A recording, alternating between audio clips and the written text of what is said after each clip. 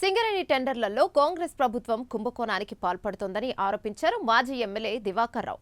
మంచిర్యాల జిల్లా Srirampur area GM office వద్ద తెలంగాణ బొగ్గుగని కార్మిక సంఘం ఆధ్వర్యంలో ప్లకార్డులతో ధర్నా చేపట్టారు. సింగరేణి టెండర్లపై విచారణ చేపట్టాలని డిమాండ్ చేశారు. సీఎం తన బంధువులకు 9 కాంట్రాక్టులు ఇచ్చారని ఆరోపించారు. సింగరేణి బొగ్గుగనుల టెండర్ల విషయంలో అవినీతి జరుగుతోందన్నారు. సింగరేణి సంస్థను కాపాడే భాగంగా ఈ ధర్నా కార్యక్రమం కాబట్టి మీ ద్వారా సీఎం గారికి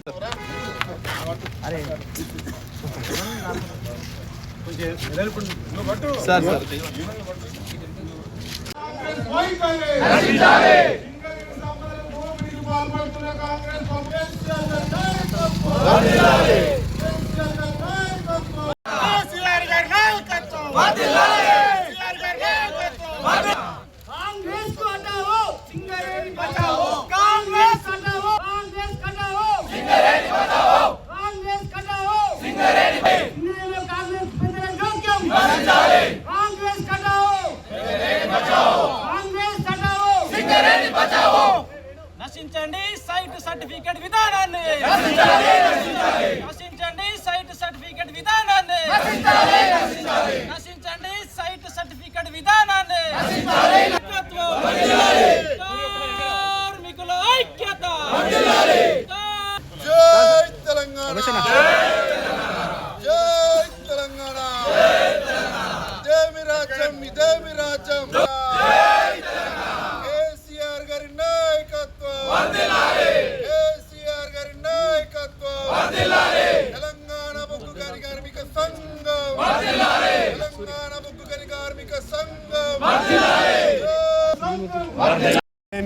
ఒకప్పుడున్న ఆనవాయితీకి విరుద్ధంగా సైట్ విజిట్ సర్టిఫికేట్ అనే కొత్త విధానాన్ని కాంగ్రెస్ పార్టీ ప్రభుత్వం పెట్టి సింగరేణి నిర్వీర్యం చేయాలనే ఉద్దేశంతో టెండర్లో చేస్తున్న కార్యక్రమాన్ని అడ్డుకోవడానికి బీఆర్ఎస్ పార్టీ రాష్ట్ర వర్కింగ్ ప్రెసిడెంట్ కర్నల్ కేటీ రామారావు గారు మరియు తెలంగాణ బొగ్గుగని కార్మిక సంఘం రాష్ట్ర అధ్యక్షులు మిర్యాల రాజిరెడ్డి గారి ఆదేశాల మేరకు సింగరేణి వ్యాప్తంగా అన్ని జీఎం కార్యాలయాల వద్ద ఈరోజు ధర్నా నిర్వహించడం జరుగుతుంది. ఇంతకితం గ్లోబల్ టెండర్ ఇష్యూ ఉన్నది కాబట్టి అందులో ఎవరైనా టెండర్లో పాల్గొనవచ్చు కాబట్టి అప్పుడు దాంట్లో 5 నుంచి 10, 22% దాకా లెస్ టెండర్లు పోటీ చేసిన సందర్భాలు ఉన్నాయి. కానీ ఈరోజు సైట్ విజిట్ సర్టిఫికేట్ అనే విధానాన్ని పెట్టి కేవలం వాళ్ళ అన్యాయాలకు మాత్రమే సర్టిఫికేట్లు ఇవ్వడం వల్ల వాళ్ళు మాత్రమే కూడబలుకొని ఒక రింగుగా ఏర్పడి 7 నుంచి 12% ఎక్సెస్ టెండర్ వేసి కొన్ని వేల కోట్ల రూపాయలు సింగరేణికి నష్టం జరిగే ప్రక్రియ స్టార్ట్ అయింది.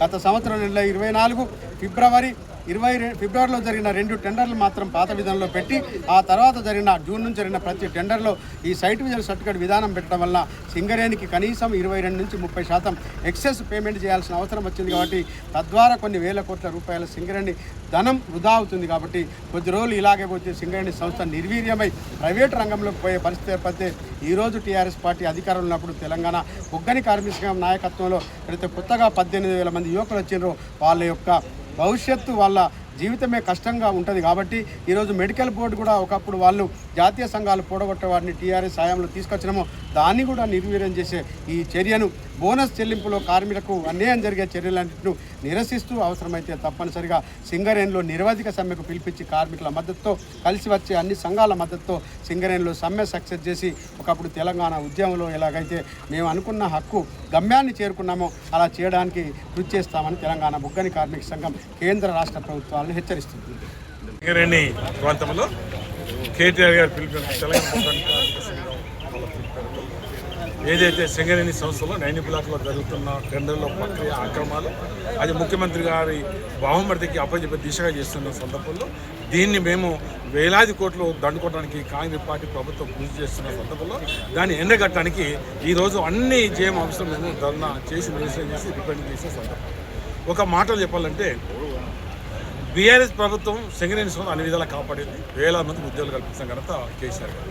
అందులో ఆనాడు ఏదైతే సింగరేణి వాళ్ళు కేంద్ర ప్రభుత్వము ఈ ఏదైతే సింగరేణి బావులని టెండర్ పిలిచే ప్రక్రియలో ఆనాడు ప్రైవేట్కి ఇస్తా అంటే ప్రైవేట్కి వద్దు సింగరేణి సంస్థకి ఇవ్వాలని డిమాండ్ చేసి మేము ఆ టెండర్లు వేసినా కూడా ఒక బొగ్గు పిల్ల వేయకుండా బీఆర్ఎస్ పార్టీ అనుకోండి బొగ్గుగని కార్మిక సంఘం మేము ఎదిరించి పోరాడి దాన్ని కాపాడే సందర్భం. ఇవాళ వాళ్ళకి అది లేదు. ఒకసారి ప్రభుత్వం వచ్చింది దోసుకో లక్షల కోట్లు దండుకోవడానికి ప్రయత్నం చేస్తున్న సందర్భాలు హరీష్ రావు గారు దీని ఎలిగేషన్ చేసిన తర్వాత వాళ్ళ నాలుక కొరుకొని దీన్ని రద్దు చేసే కార్యక్రమం చేస్తున్నారు. అది సైట్ విజిట్ సర్టిఫికేట్ అని, మరొకటి ఏంటంటే ఎక్సైజ్ టెండర్ను రూపకల్పన, అదే బ్లాస్టింగ్ దానికి సంబంధించిన దానికి వాళ్ళు పెద్ద రేట్ పెంచే కార్యక్రమం, అదే డీజిల్ విషయంలో అంతా వాళ్ళకు సహకరిస్తున్నారు. కాంగ్రెస్ పార్టీ ప్రభుత్వం ముఖ్యమంత్రి నేతృత్వంలో ఈరోజు సింగరేణి సంస్థను దాచుకోవడానికి సింగరేణి కార్మికుల భవిష్యత్తులో అన్యాయం జరగడానికి, భవిష్యత్తులో సింగరేణి ప్రైవేటీకరణ చేయడానికి దాని రూపకల్పన మార్చి నుంచి ఇంతవరకు టెండర్ ఒక మెడికల్ బోర్డు పెట్టలేదు. 10 మాసాలైనా గతంలో బీఆర్ఎస్ ప్రభుత్వంలో 1 నెల ఒకటి పెట్టుకోవడం వల్ల అవసరం 2 పెట్టాము. ఇలా పెట్టకపోవడం వల్ల సింగరేణి కార్మికులు తగ్గి చివరికి ఇది ప్రైవేటీకరణ చేసే దిశగా ఉంది. దీన్ని అడ్డుకోవడమే ఒక లక్ష్యంగా ఈరోజు మరి కేటీఆర్ పిలుపు మేరకు ఇలా జీఎం ఆఫీస్ మేము ధర్మజని ఈనాటి ఇక్కడ వచ్చిన తెలంగాణ కార్మిక నాయకులు, అదేవిధంగా పార్టీ నాయకులందరికీ నా హృదయపూర్వక నమస్కారం.